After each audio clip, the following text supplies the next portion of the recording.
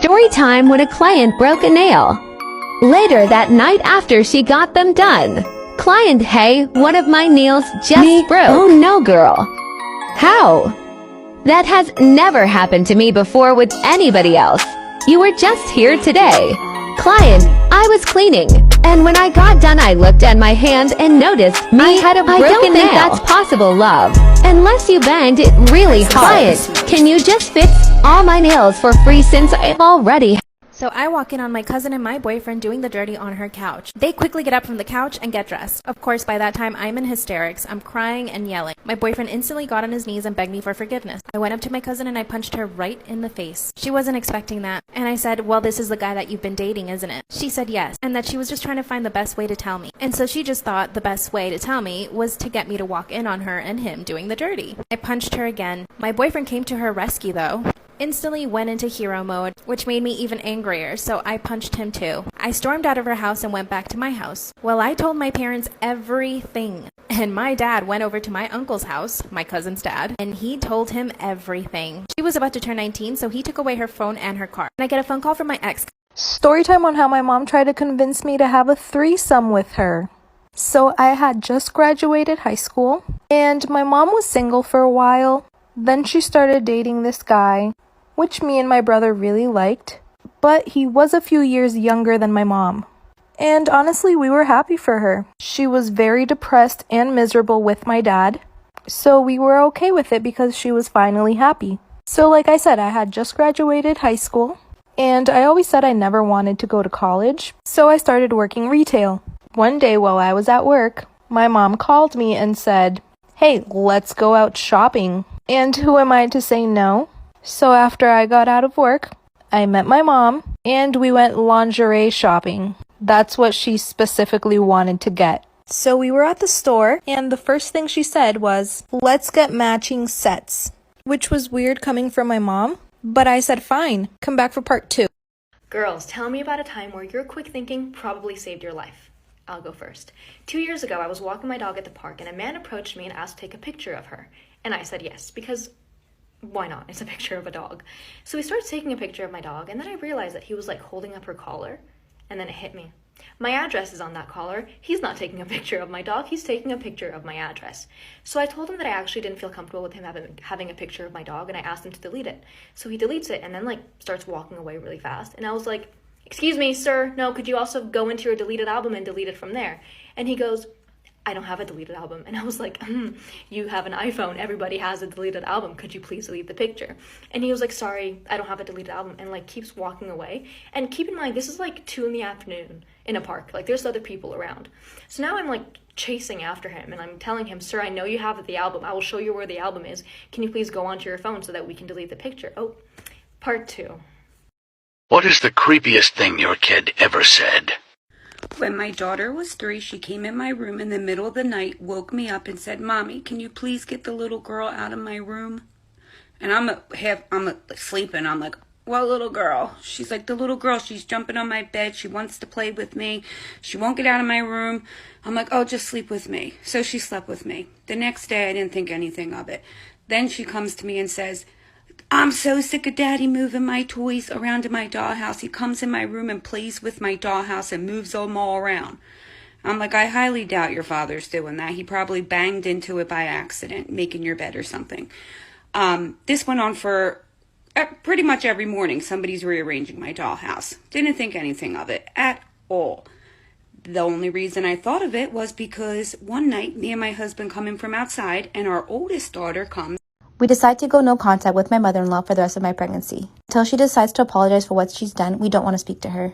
A few weeks before my due date, my mother-in-law reaches out to my husband and says he misses her and my daughter. So he asks if we can go have dinner to try to mend the relationship. I said okay, but I didn't feel comfortable bringing my daughter, so I left her to my sister. At dinner, my husband asked his mom if she's ready to apologize. She said she's ready, but as soon as she gets the paternity test results, because my husband cannot be the father, and the fact that we have 2 girls is ridiculous. I proceed to grab my things because I'm not listening to this, when she grabs me and slaps me as hard as she can across the face. She calls me an effing whore and says I need to own up to my problems. I push her away, trying to get to the door as fast as possible, when she throws a snow globe at my head. I fall to the ground, and that's when she starts kicking me. In my belly. My husband pushes her off of me and she breaks 2 fingers, but takes me to the hospital where I receive 6 stitches. She then tried to press charges against my husband saying he assaulted her, but the hospital had more than enough proof to put her in jail. I sent her a gift in jail, the paternity results showing that her son is the father of my 2 daughters. Jen came back with a nail tech's worst nightmare, aka a band-aid on her nail. The nail doesn't look bad at first, but it lifted to the point where it was holding on by a thread. When I started nipping off the lifted gel, she got scared, sharply moved her hand, and this happened. It stung so much that she asked to stop the blood herself. Moral of the story, please trust your tech. We are trained and do not want to cause you any pain. And no matter how long your nails have lasted in the past, please do not wait over a month to get a fill. I know life gets in the way sometimes, but keep that in mind. Back to Jen's nails, I did my basic prep, fixed some corners with gel jelly, and applied Gel-X on her broken nail. On the rest of her nails, I applied this stunning red and nude on the middle and ring fingers. We went with some strawberries and flowers as the design, and although we had a stressful appointment, she was so happy with how they came out and promised to never wait that long again. This is the reason why everybody thought I dropped out of high school. Over the 4 years of high school, I was probably in school a total of 100 times altogether. And this wasn't because I was lazy, I mean partially, but it was mostly because I had really bad stomach problems. So I always had these doctor's appointments, I was always missing school because my stomach hurt. So then my junior year, since my attendance was really bad, they decided to put me on home instruction. This means that teachers will come to my house for about 2 hours a day, 3 days a week. And my teachers had to bring with them these time slips, for example saying that they saw me from 9 a.m. to 11 a.m. And when I was a minor, my dad had to sign it. And when they hand in those time slips, those are the hours they're getting paid for. So I had this one teacher. She was my history teacher, but we would literally just gossip the entire time. She was mad chill. Sometimes, though, she would cancel on me, and sometimes I would cancel on her. But this was my senior year, so I was 18. So I was able to sign the time slips. So I saw her once a month when I was supposed to see her 4 times a month. So every time she came, I signed 4 time slips. I got Story time of how a client used to lie to me to get discounts on her nails. Where do I even begin? This client had apparently found me through a close friend of hers who also happened to be one of my regular clients. Being the person that I am, I really love to start conversations and be in tune with my clients. In getting deeper into conversation, my client decided to tell me a little bit more about her life, or at least I thought it was her life. She told me many stories about how she ended up homeless and how she was sleeping on her friend's couch. And in those moments, I really did feel bad for her. And in feeling bad for her, here and there I would take a couple dollars off of her set. And she used to tell me that her way of paying me back was by wearing my nails in public and posting about me. She would return monthly to get her nails done again, but soon after I caught on to her story. When my regular client, who she had said to be close friends with, would come in to get her nails done, I would often ask about her friend's well-being and health if I hadn't seen her in a while. My regular would proceed to say that she was perfectly fine and in good health. She had then asked me why I was so curious about her. I was a little confused as to why my client was replying that way. She would reply in a way as to if having no idea about her friend. At this point, I was so confused. As the conversation between me and my regular began to unravel, I began to put 2 and 2 together, and I realized that her friend was lying to me about everything. Follow and like for part 2. Hey besties, here's part 2 of the follower's story, First Valentine. So I'm sitting on my bed crying my eyes out trying to figure out where my boyfriend is. We were supposed to meet up and go to Chili's for a Valentine's Day dinner, and now he's MIA. It was going on 8 o'clock, 2 hours after he was supposed to come and get me. I checked all of his social medias and he was still inactive. I even called 911 to make sure there wasn't an accident, and now I was starting to get a little bit angry. But there was no way my boyfriend of 4 months would stand me up for our dinner date. I checked my phone again and noticed that suddenly all the messages I had sent him were read. I waited a minute for it to say that he was typing, but when it didn't, I called. After 2 rings, it went straight to voicemail. I couldn't believe it. He was ignoring my calls. Devastated, I cried my eyes out, and when I couldn't cry anymore, I went into a manic rage. I grabbed the stuff I bought him, a kitchen knife, and just started hacking away at his gifts. I didn't stop until his jersey and his shoes were unrecognizable shreds. Suddenly my phone pings. He had finally replied back. He was apologizing and claiming that he had gotten caught up at work and could meet me at Chili's right now.